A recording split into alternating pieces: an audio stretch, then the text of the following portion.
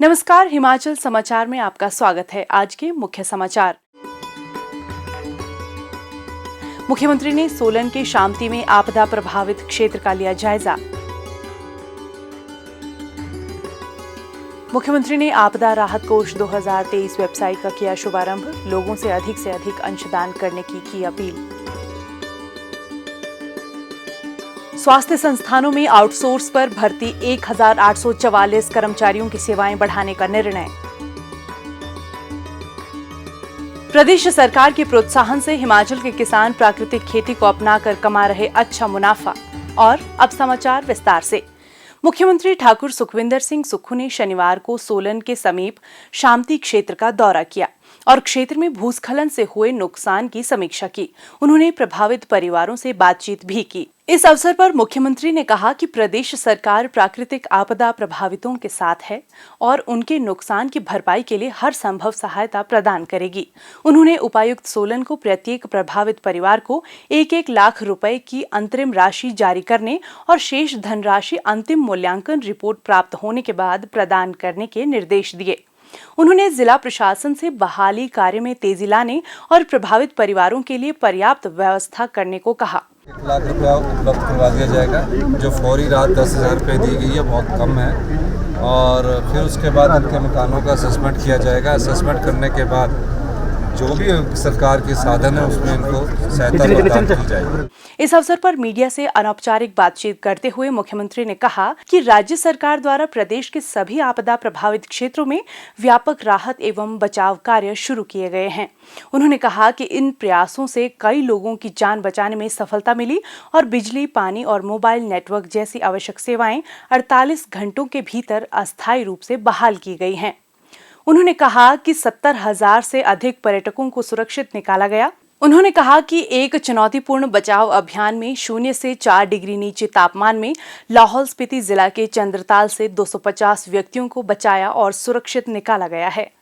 मुख्यमंत्री ने कहा कि केंद्र सरकार की एक टीम सोमवार को नुकसान का आकलन करेगी, लेकिन अभी तक कोई वित्तीय सहायता प्राप्त नहीं हुई है। उन्होंने कहा कि राज्य सरकार राज्य के सेब बाहुल्य क्षेत्रों में सड़कों की बहाली को प्राथमिकता दे रही है और जिसके लिए लोक निर्माण विभाग को 50 करोड़ रुपए जारी किए हैं। इसके उपरांत मुख्यमंत्री ने शिमला चंडीगढ़ राष्ट्रीय राजमार्ग पर धर्मपुर का भी दौरा किया, जहां राष्ट्रीय राजमार्ग का बड़ा हिस्सा भूस्खलन में ढह गया है।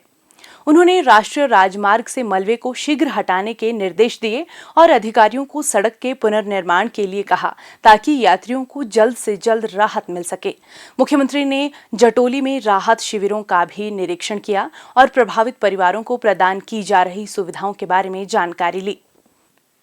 मुख्यमंत्री ठाकुर सुखविंदर सिंह सुक्खू ने आज हिमाचल प्रदेश के आपदा प्रभावित लोगों की सहायता के उद्देश्य से एक डिजिटल प्लेटफॉर्म का शुभारंभ करते हुए आपदा राहत कोष 2023 वेबसाइट लॉन्च की।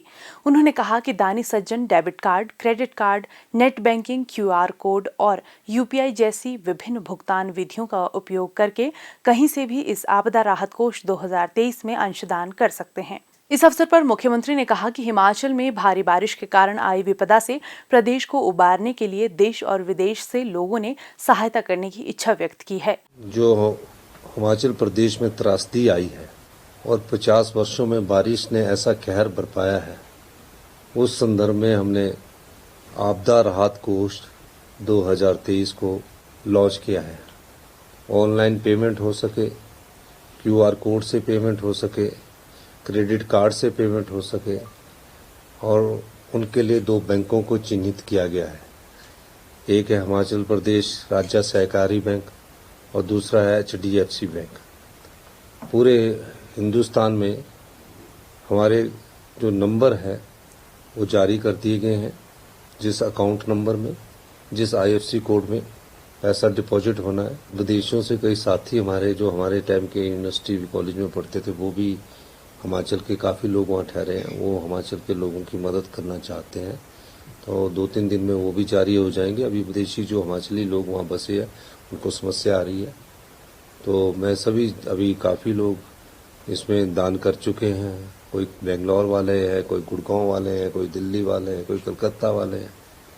तो इस त्रासदी के अवसर पर मैं उन सभी लोगों का धन्यवाद करना चाहता हूँ। और क्योंकि कई यूथ साथी, स्कूल के बच्चों का भी मुझे फ़ोन आया तो उनके लिए हमने QR कोड के द्वारा, गूगल पे के द्वारा ये हमने जारी किया है। QR कोड के द्वारा वो अपनी राशि दान कर सकते हैं। जो पेमेंट होगी उसकी रिसीप्ट उनके मोबाइल पर एकदम आ जाएगी, उनकी पेमेंट होगी और उसकी रिसीप्ट भी मिलेगी। मुख्यमंत्री ने कहा कि अगले कुछ दिनों के भीतर विदेशी दानकर्ताओं के लिए ऑनलाइन दान की सुविधा उपलब्ध करवाने का कार्य प्रगति पर है। मुख्यमंत्री ने आपदा राहत कोष 2023 में योगदान के लिए विभिन्न कर्मचारी संगठनों और व्यक्तियों के प्रति आभार भी व्यक्त किया। मुख्यमंत्री ने कहा कि उन्होंने स्वयं, मंत्रिमंडल के सहयोगियों व कांग्रेस के सभी विधायकों ने इस कोष के लिए अपना 1 माह का वेतन दान करने का निर्णय लिया है।